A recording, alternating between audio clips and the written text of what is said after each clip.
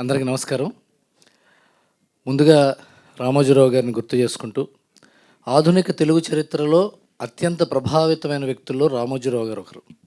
అంత గొప్ప వ్యక్తి ఆయన.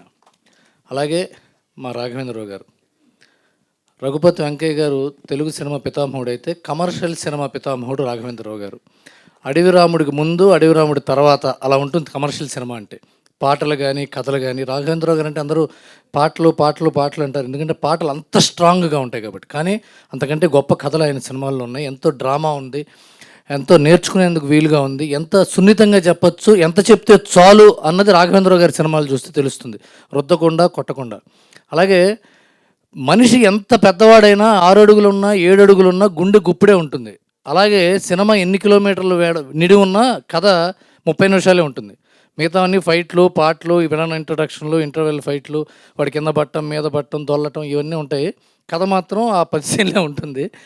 ఆ కథని కథాసుధగా తీసుకురావడం ఈటీవీ వారి గొప్ప ప్రయోగం, చాలా గొప్ప విధానం కూడా. ఎందుకంటే ఈనాడు అంటేనే కథలు. ఇప్పుడు అజయ్ శాంతి గారు ఇక్కడ ఉన్నారు. ఆయన ఇది కథ కాదు అనే శీర్షిక మీద 40 ఏళ్ళ నుంచి ఇప్పుడు కథలు రాస్తున్నారు ఆయన.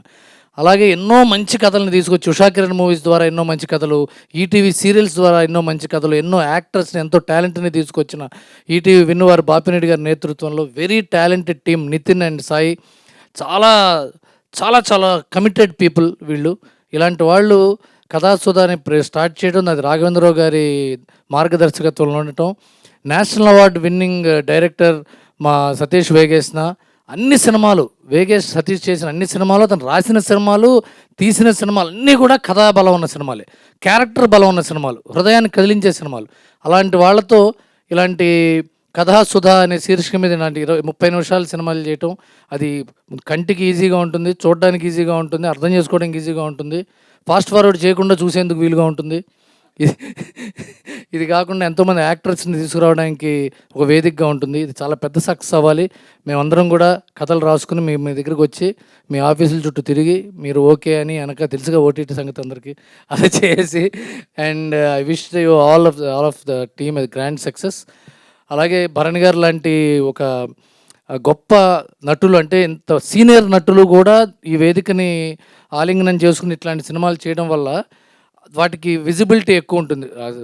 భరణి గారు చేశారంటే ఏదో లేకుండా చేయరుగా, అంటే ఒకసారి చూద్దాం అనే ఒక ఆశ ఉంటుంది, ఒక నమ్మకం ఉంటుంది. అలాంటి వాళ్ళు రావటం చాలా మంచి విషయం ఇది.